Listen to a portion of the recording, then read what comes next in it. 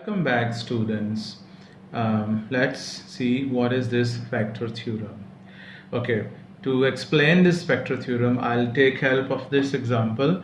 Look at this. I divided all of this with this x plus 2, and then after all this division, we saw that there was no remainder, and it showed us that this x plus 2 is actually a factor of all of this polynomial.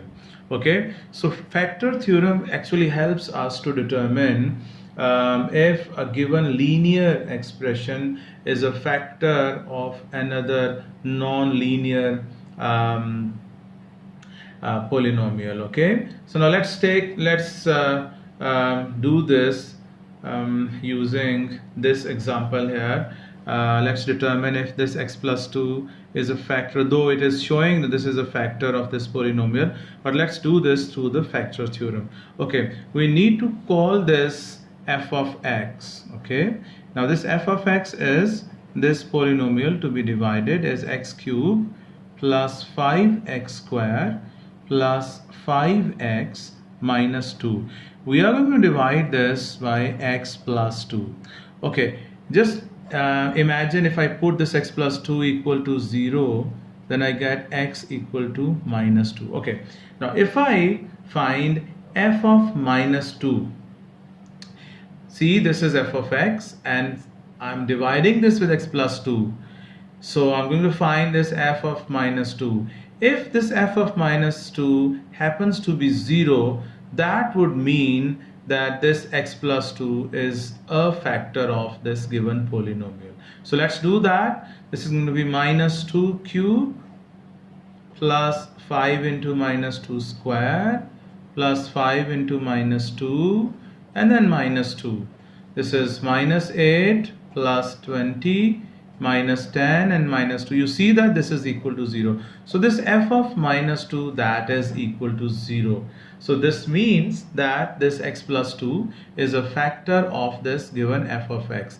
Now let's try if x minus 1 is a factor of this. Okay, so for that, if I want to determine that if this x minus 1 is a factor of this given polynomial, then I need to find f of 1. Okay, now let's see. This is 1 plus 5 plus 5 minus 2. This is not equal to 0. This is in fact equal to 9. Now this 9 is actually the remainder when you divide this a polynomial with x minus 1. Should I show you through the long division? Look at this. I just want to finish this factor theorem and then do the remainder theorem in just one video. Okay, so remainder and factor theorem. Look at this. I'm just going to show you through this division. This is x cubed plus 5x square plus 5x minus 2, and I'm going to divide this by x minus 1. Now x into x square gives me x cubed. This is minus x square.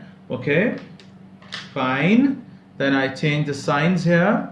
This is going to be 6x square plus 5x minus 2. Now I need to multiply this with 6x. So 6x square minus 6x. Okay, I need to change the signs here. Okay, now I have got 11x here and then minus 2. Now I will be dividing this through 11. So this is 11x and then minus 11, and I change the signs here. Guys, look at this. This is 9.